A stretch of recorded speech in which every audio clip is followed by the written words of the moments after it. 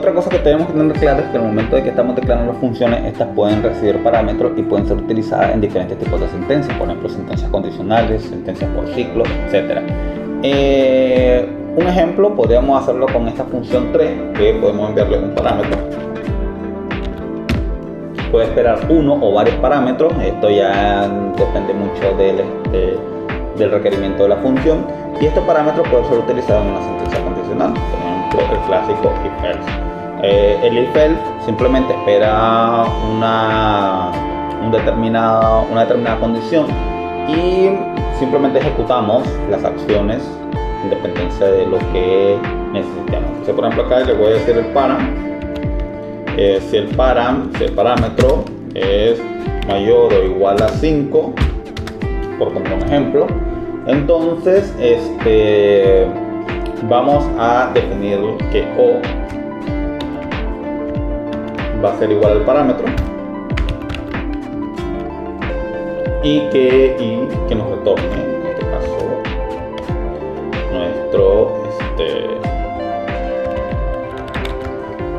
nuestro valor de O. Si no, pues le podemos decir que nos retorne otro tipo de ejecución. Por ejemplo, aquí return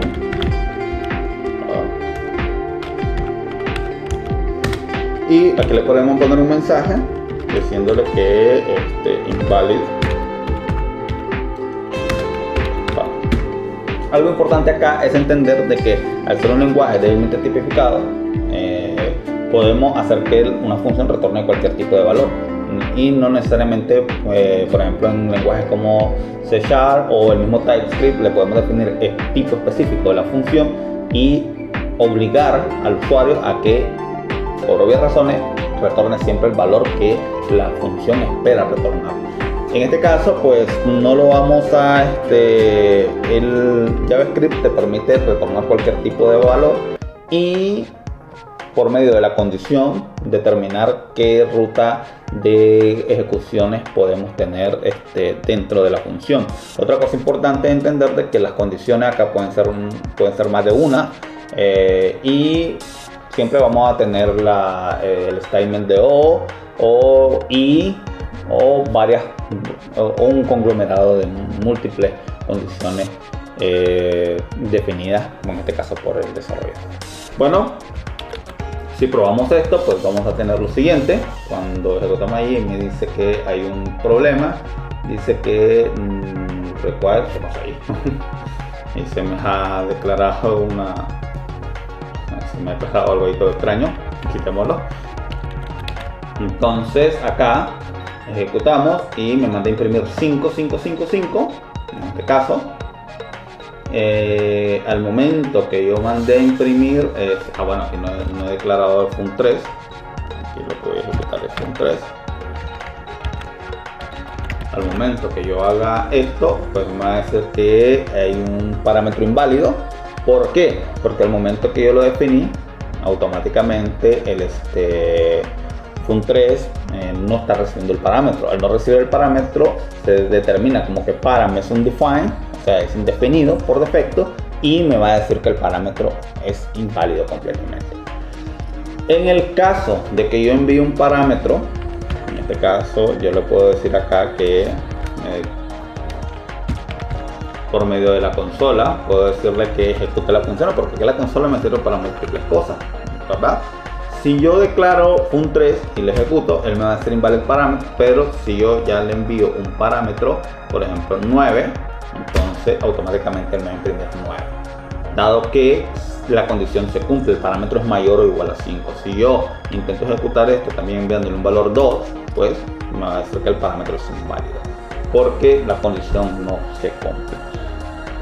Por ende, esta es una forma fácil de entender las estructuras condicionales con el if statement, pero hay que tener claro que hay otros tipos de estructuras. Por ejemplo, están los if anidados, que tienen que ver con estructuras if statement dentro de otros if, o lo que son las estructuras if else, que las if else tienen que ver con el hecho de que si una condición no se cumple, evalúa de forma secuencial todas las instrucciones hasta que encuentre una que se cumpla. Entonces, por ejemplo, acá vamos a verlo.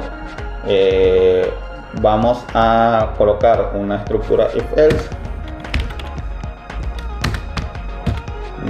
if, que en este caso el if también requiere una condición, y la condición, por ejemplo, podríamos definir que si el parámetro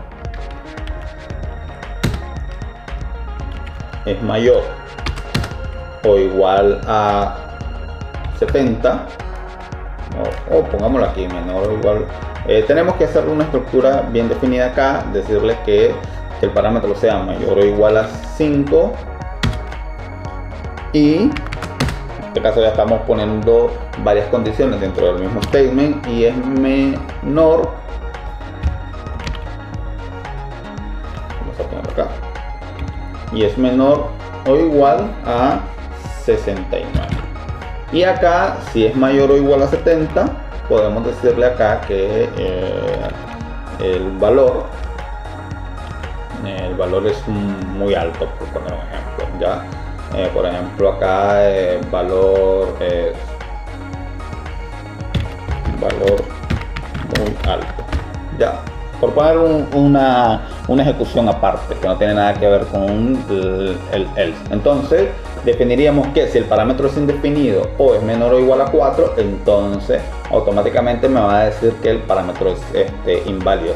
Pero si es mayor o igual a 5 y es menor o igual a 69, entonces automáticamente él va a decir que el parámetro va a ser que O va a valer lo que valga el parámetro.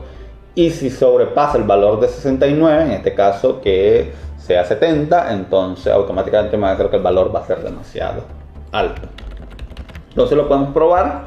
En este caso vamos a ejecutarlo. Me dice que el valor es inválido, dado que no le estoy pasando el valor. Le vamos a decir que si le pasamos 2, el valor es inválido. Si le pasamos 5, automáticamente me dice que el valor es 5, pero si le paso, por ejemplo, 100, me dice que el valor es muy alto. Entonces esto es para poner un ejemplo rápido de cómo se harían las sentencias con un else if involucrado. Recordemos que la cantidad de else if pueden ser varias, o sea, en este caso estoy solo poniendo uno, pero podemos tener una cadena hasta de 5 else if. Ok, si yo por lo que sea necesito hacer varios if, o sea, varias ejecuciones, cada una de estas va a tener alguna incidencia, simplemente lo separo por medio de if. Por ejemplo, si yo pongo acá un if, entonces se evaluaría el primer if y también se evaluaría el segundo if, y siempre y cuando no haya un return de por medio dentro de las sentencias, se ejecutarían ambos. En todo caso, esto no es tan recomendable, depende también mucho del requerimiento de la función, pero no es tan recomendable estar poniendo muchos if dentro de una misma función, porque sé que las funciones se vuelven muy grandes y difíciles de manejar.